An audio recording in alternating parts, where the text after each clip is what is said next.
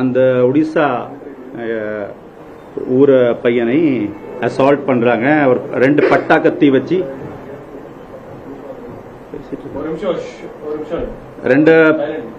ரெண்டு பட்டா கத்தி வச்சு அடிக்கிறாங்க. அந்த அடிக்கும் போதே ஒரு வீடியோ ரெக்கார்ட் பண்றாங்க. அந்த வீடியோ ரெக்கார்ட் பண்ணிட்டு அப்லோட் பண்ணி சோஷியல் மீடியால போடுறாங்க. இதுதான் இந்த கேஸ் உடைய, உங்களுக்கு ஏற்கனவே தெரிஞ்சிருக்கும், இதுதான் இந்த கேஸ் உடைய சம்மரி. இதுதான் நடந்திருக்குது. இதுதான் கேஸ் உடைய பேசிக் டீடைல்ஸ். முதற்கட்ட விசாரணை பொறுத்திருக்கும் இந்த நபர், பாதிக்கப்பட்ட நபர் இங்கே ஒன்றும் ஒரு டெம்பரரியா வேலை பார்க்கறதுக்காகவோ இல்லை கெஸ்ட் ஒர்க்கருக்காக இல்லை, அவரோட வீட்டிலேருந்து இங்கே சும்மா வந்திருக்காரு. ஒரு 1.5 மாசமா அவர் அப்போ ட்ரெயின்ஸ்ல டிஃப்ரெண்ட் சிட்டிஸ் ஆஃப் தமிழ்நாட்டில் டிராவல் பண்றாரு. காரக்கோணம் போறாரு, அந்த பக்கம் திருத்தணி போறாரு, சென்னை, இந்த லேன்ல மெயினா டிராவல் பண்றாரு. இந்த சம்பவம் நடந்த உடனே அந்த பாதிக்கப்பட்ட நபருக்கு நம்ம தமிழ்நாடு போலீஸ் பொறுத்திருக்கும் இம்மிடியேட் ட்ரீட்மெண்ட் ப்ரொவைட் பண்ணியிருக்காங்க. ஃபர்ஸ்ட் திருவள்ளூர் ஆஸ்பத்திரி ட்ரீட் பண்ணியிருக்காங்க.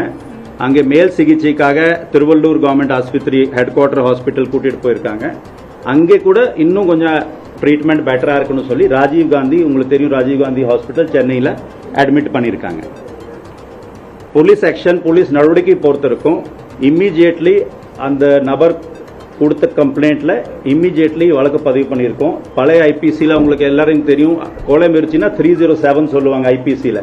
இப்போ அதுக்கு புது சட்டங்கள்ல பிஎன்எஸ்ல 109 பிஎன்எஸ் போட்டிருக்காங்க. அதுதான் இந்த கேஸ், இந்த வழக்கு பொறுத்திருக்கும், இந்த சம்பவம் பொறுத்திருக்கும் மேக்சிமம் செக்ஷன் நம்ம சட்டத்தில் போட முடியும். அதை அப்படியே இன்வோக் பண்ணியிருக்காங்க. பண்ண உடனே அதான் இன்னொன்று, இந்த நபருக்கு நம்ம மொழி தமிழ் தெரியாது இல்ல, அதனால நம்ம ஸ்டேஷன்ல இருந்து ஒரு எக்ஸ் சர்வீஸ் மேன் அவருக்கு ஹெல்ப் பண்ணி அவருக்கு தெரிஞ்ச மொழியில கம்ப்ளைண்ட் வாங்கிட்டு நம்ம தமிழ்ல டிரான்ஸ்லேட் பண்ணிட்டு எஃப்ஐஆர் ரெஜிஸ்டர் பண்ணியிருக்காங்க. அதாவது என்னென்ன ஆக்ஷன் உடனடியாக எடுக்க வேண்டி இருக்குது, அந்த சம்பவம் நடந்த பிறகு அந்த பாதிக்கப்பட்ட நபருக்கு நியாயம் கிடைக்கணும், அவருக்கு ஒரு ஃபர்ஸ்ட் எய்டு கிடைக்கணும், ஒரு மெடிக்கல் ட்ரீட்மெண்ட் கிடைக்கணும், அதை எல்லா நடவடிக்கையும் எடுத்திருக்காங்க. அதுக்கப்புறம் ஒரு 5 டீம் போட்டு இந்த 4 CICIL, அதாவது ஜேஜே ஆக்ட் பொறுத்திருக்கும் 18 வயசுக்கு கீழே உள்ள இவங்களுக்கு அக்யூஸ்ட் குற்றவாளி சொல்ல மாட்டாங்க. சட்டத்திற்கு முரண்பட்டு குழந்தைகள், தமிழ் வார்த்தை, இங்கிலீஷ்ல CICL, children in conflict with லா. 4 சட்டத்திற்கு முரண்பட்ட 4 குழந்தைகளுக்கு அப்ரிஹெண்ட் பண்ணியிருக்காங்க, செக்யூர் பண்ணியிருக்காங்க. 28ஆம் தேதியே அன்னைக்கே ஜுவினைல் ஜஸ்டிஸ் போர்டு முன்னாடி ஆஜர்படுத்திட்டு அப்புறம் ஜுவினைல் ஜஸ்டிஸ் போர்டு உத்தரவின்படி 3 பேருக்கு செங்கல்பேட்டில் பிளேஸ் ஆஃப் சேஃப்டி சொல்லுவாங்க, ஒரு ஹோம் மாதிரி பிளேஸ் ஆஃப் சேஃப்டியில் அனுப்பியிருக்காங்க. ஒருத்தருக்கு மட்டும் அவங்க பேரண்ட்ஸ் கிட்ட JJB உத்தரவின்படி ஒப்படைச்சிருக்காங்க.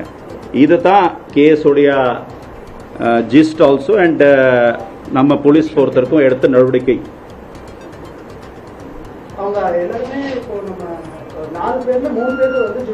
ஆமாங்க, கரெக்ட் கரெக்ட் கரெக்ட்.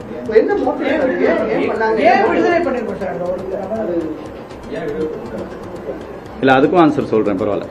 அதுல நம்ம பொறுத்திருக்கோம், நம்ம முதற்கட்ட விசாரணை முடிச்சிட்டு 4 பேருக்குமே ஜுவினைல் ஜஸ்டிஸ் போர்டு முன்னாடி ஒப்படைச்சிருக்காங்க. 4 பேருக்குமே ஜுவினைல் ஹோம்ல போட சொல்லி ரிக்வெஸ்டோட அனுப்பியிருக்காங்க. ஆனால் அது நீதிபதியோடைய டிஸ்கிரிஷன் படி அவங்களோட அப்ரிசியேஷன் ஆஃப் த ஏஜ், வேற ஃபேக்டர்ஸ் வாட் எவர், அவங்களோட டிஸ்கிரிஷன், ஜுடிஷியல் டிஸ்கிரிஷன்ல 3 பேருக்கு மட்டும் ஜுவினைல் ஹோம், அதாவது பிளேஸ் ஆஃப் சேஃப்டியில் அனுப்பியிருக்காங்க. ஒருத்தருக்கு மட்டும் பேரண்ட்ஸ் கிட்ட ஒப்படைச்சிருக்காங்க.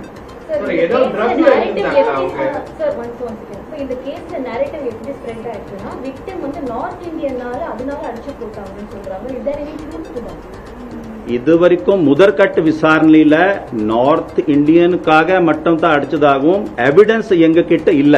அதான் நான் சொன்னேன்.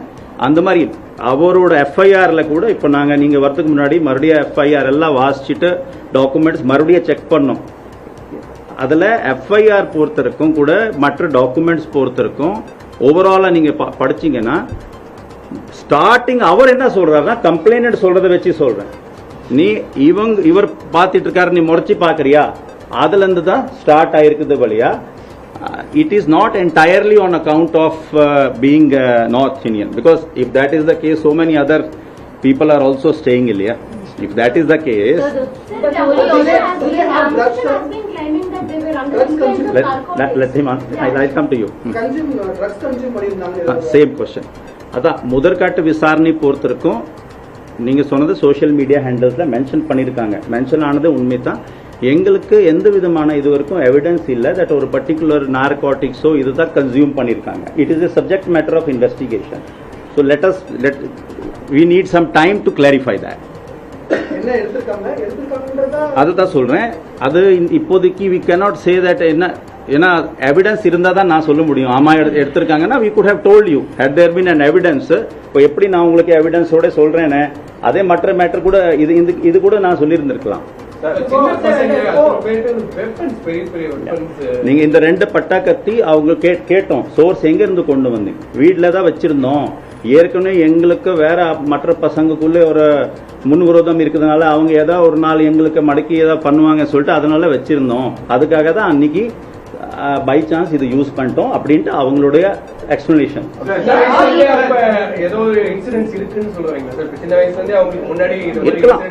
இவங்க மேல பெரிய கிரிமினல் ஹிஸ்டரி 4 பேர் மேல நமக்கு ரெக்கார்ட்ஸ்ல ஒரு சின்ன கேஸ் தவிர வேற எதுவுமே வரல. ஆனால் ஏதாவது ஒரு லோக்கல் நேபர்ஹுட்ஸ்ல சின்ன சின்ன தகராறு இருக்கலாம். அது நம்ம கிரைம் ஹிஸ்டரிக்கு கிரைம் ரெக்கார்ட்ஸ்க்கு வராது. அதனால நமக்கு அது தெரியல. பட் இதுதான் 2 பட்டாக்கத்தி நம்ம 2 பட்டாக்கத்தியும் 2 போனும் சீஸ் பண்ணிருக்கோம். ராஜீவ் காந்தி அரசு மருத்துவமனையில இருந்து அவர் வந்து கையெழுத்து பெற்று வீட்டுக்கு போயிட்டாரு. உண்மைதான் நீங்க சொன்னது உண்மைதான். அவர் இல்ல நான் எங்க ஊருக்கு போறேன்னு சொல்லிட்டு அவர் கையெழுத்து போட்டு கொடுத்திருக்காரு. அவருடைய கையெழுத்து கூட அங்க லெஃப்ட் விதவுட் மெடிக்கல் அட்வைஸ் சொல்லுவாங்க. அது அவரோட கையெழுத்து நாங்களும் எங்களுக்கு ஒரு தகவல் வந்துருச்சு. நாங்க விசாரிச்சோம். அவரோட ஓன் சிக்னேச்சரோட நாங்க அந்த டாக்குமெண்ட் எங்க கையில இருக்குது. அவரோட பட் அவர் சேஃபா இருக்காரு. நாங்க அங்க டாக்டர்ஸ்க்கும் விசாரிச்சிட்டோம். ஆஸ்பத்திரி இதுலயும் விசாரிச்சிட்டோம். வெயின்ல வந்து வெப்பன்ஸ் எடுத்துட்டு போற அளவுக்கு செக்யூரிட்டி வந்து அவரோட லேப்ஸா இருக்குன்னு பாத்தீங்களா சார்? இல்ல கண்டிப்பா நீங்க சொன்னது this is though it's a matter of concern no doubt, but நம்ம கவர்மெண்ட் ரயில்வே போலீஸ் பொறுத்திருக்கும் GRP தமிழ்நாடு போலீஸோடைய part and RPF also they have also been apprised of this issue. நம்ம GRP பொறுத்திருக்கும் கூட எனக்கு ஃபேக்ட்ஸ் இல்ல டீடைல்ஸ் இல்ல. I was told a few minutes before அவங்களும் இதுக்கு ஒரு FIR போட்டிருக்காங்க. So within the railways பொறுத்திருக்கும் whatever is the security arrangements I may not be the appropriate person to reply because inside the train எங்களோட jurisdiction இல்ல. மெட்ரோல இருக்கக்கூடிய பாதுகாப்பு அதாவது இந்த மாதிரி ரயில் நிலையங்கள் அதான் நான் சொன்னேன். எனக்கு தெரிஞ்ச குறிப்பா வந்து மீனம்பாக்கம் ரயில் நிலையத்துல கூட ஒரு மாணவர்கள் வந்து கையில பட்டாக்கத்தி பேக்ல இருந்து எடுத்து இன்னொரு பேக் மாத்திர வீடியோ கூட வெளியே வந்து இல்ல நீங்க சொன்னது கரெக்டுங்க. இப்போ நிறைய ஆக்ஷன் பாத்தீங்கன்னா இப்போ சின்ஸ் நீங்க கேக்குறீங்க இப்போ சில மீடியால கவர் கூட பண்ணிருக்காங்க. இதே திருவள்ளூர்ல பாத்தீங்கன்னா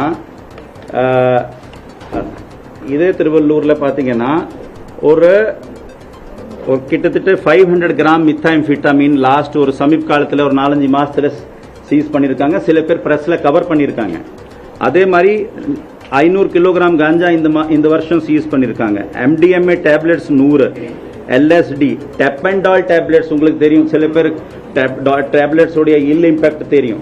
கிட்டத்தட்ட ஒரு 60,000 டேப்லெட்ஸ் திருவள்ளூர் போலீஸ் இங்க மட்டும் இல்ல மகாராஷ்டிரா, குஜராத், அப்புறம் டெல்லி, ஹரியானா இந்த 4 ஸ்டேட்டுக்கு போயிட்டு அங்கே உள்ள சப்ளையர்ஸ்க்கு செக்யூர் பண்ணி சீஸ் பண்ணியிருக்கோம். ஸோ அதனால இந்த ஆக்ஷனும் பேரலா நடந்துட்டு தான் இருக்குது. அதுல இது இல்லை. அதே மாதிரி பாத்தீங்கன்னா கஞ்சா பொறுத்திருக்கும் பாத்தீங்கன்னா இப்போ நாங்க ஒடிசா அண்ட் ஆந்திரால இருந்து நம்ம டீம்ஸ் அங்கே போயிட்டு அது கூட சில பேர் கவர் பண்ணிருக்காங்க. உங்களுக்கு தெரிஞ்சிருக்கும். கிட்டத்தட்ட ஒரு 1000 கிலோகிராம் கஞ்சா இந்த லாஸ்ட் 6 monthsல ஒரு 7 to 8 கேசஸ்ல செக்யூர் மட்டும் இல்ல.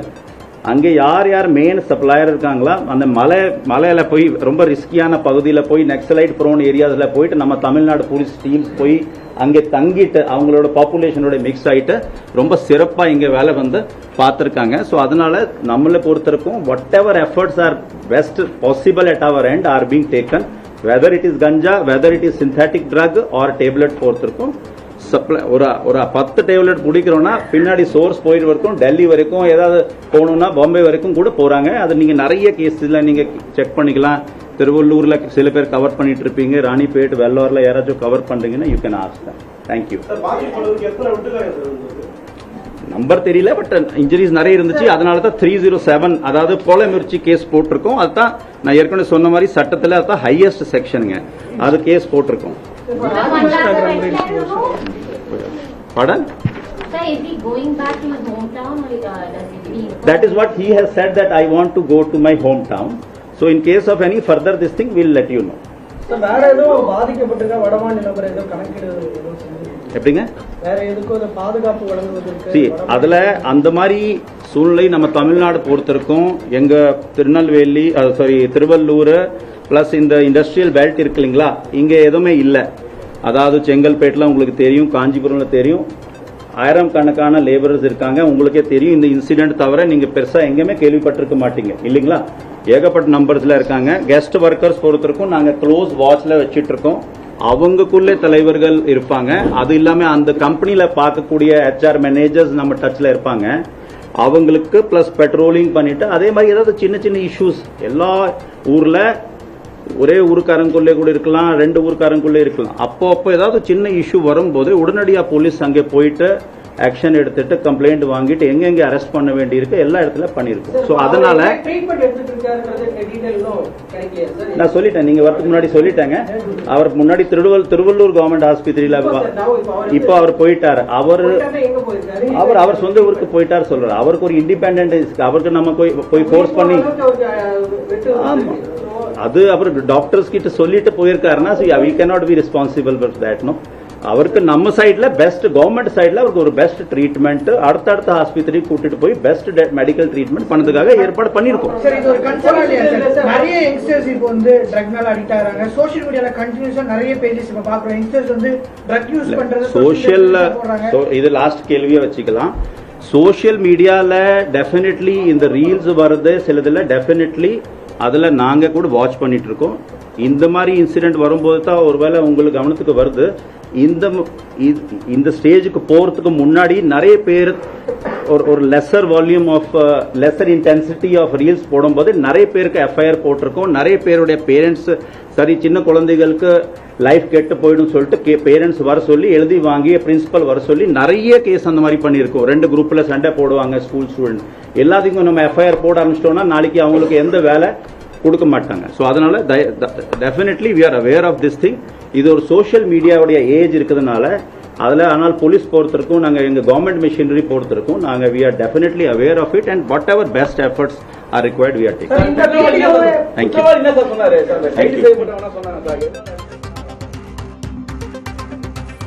திருத்தணியில் வட மாநிலத்தவர் தாக்கப்பட்ட சம்பவம் தொடர்பாக வடக்கு மண்டல IG அஸ்ரா கார்க் செய்தியாளர்களை சந்தித்து விளக்கம் அளித்திருக்கிறார். தாக்கப்பட்டவர் வடமாநில தொழிலாளி அல்ல, அவர் சுற்றுலா வந்தவர் என்று சொல்லப்பட்டிருக்கிறது. சென்னையிலிருந்து திருப்பதி செல்லும் ரயிலில் சென்றபோது இந்த சம்பவம் நடந்திருப்பதாக அவர் விளக்கம் அளித்திருக்கிறார். சிறுவர்களிடமிருந்து 2 பட்டாக்கத்திகளும் செல்போன்களும் பறிமுதல் செய்யப்பட்டதாகவும் சொல்லியிருக்கிறார். மேலும் இதில் ஈடுபட்ட 3 சிறுவர்கள் கூர்நோக்கு இல்லத்தில் அடைக்கப்பட்டிருப்பதாகவும் ஒருவர் பெற்றோரிடம் ஒப்படைக்கப்பட்டதாகவும் அவர் சொல்லியிருக்கிறார்.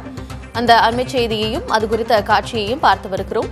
திருத்தணியில் தாக்குதலுக்கு ஆளானவர் தொழிலாளி அல்ல, அவர் சுற்றுலாவிற்கு வந்தவர் என்றும், திருப்பதியிலிருந்து சென்னை செல்லும் ரயிலில் சென்றபோது இந்த சம்பவம் நடைபெற்றதாகவும் அவர் சொல்லியிருக்கிறார். இந்த தாக்குதலுக்கு மிகப்பெரிய காரணமாக சொல்லப்பட்டது வடமாநிலத்தவர்தான் என்ற செய்தியாளர்களுடைய கேள்விக்கு வடமாநிலத்தவர் என்பதால் தாக்குதல் நடத்தப்பட்டது என்பது தவறு என்றும் அவர் தெரிவித்திருக்கிறார். வடமாநில இளைஞர் இறந்தார் என்பது வதந்தி என்றும் அவர் விளக்கம் அளித்திருக்கிறார். திருத்தணியில் தாக்குதலுக்கு ஆளானவர் வடமாநில தொழிலாளி அல்ல, அவர் சுற்றுலாவிற்கு வந்தவர் என்று சொல்லப்பட்டிருக்கிறது. மேலும் கடந்த 6 மாதத்தில் மட்டும் 1000 கிலோ கஞ்சா பறிமுதல் செய்யப்பட்டதாகவும், போதைப்பொருள் குறித்த விளக்கத்தில் 10 மாத்திரை பிடிபட்டாலும் அவன் மெயின் சப்ளையரை தேடிச் செல்வோம் என்றும் வடக்கு மண்டல IG அஸ்ரா கார்க் செய்தியாளர்களிடம் விளக்கம் அளித்திருக்கிறார்.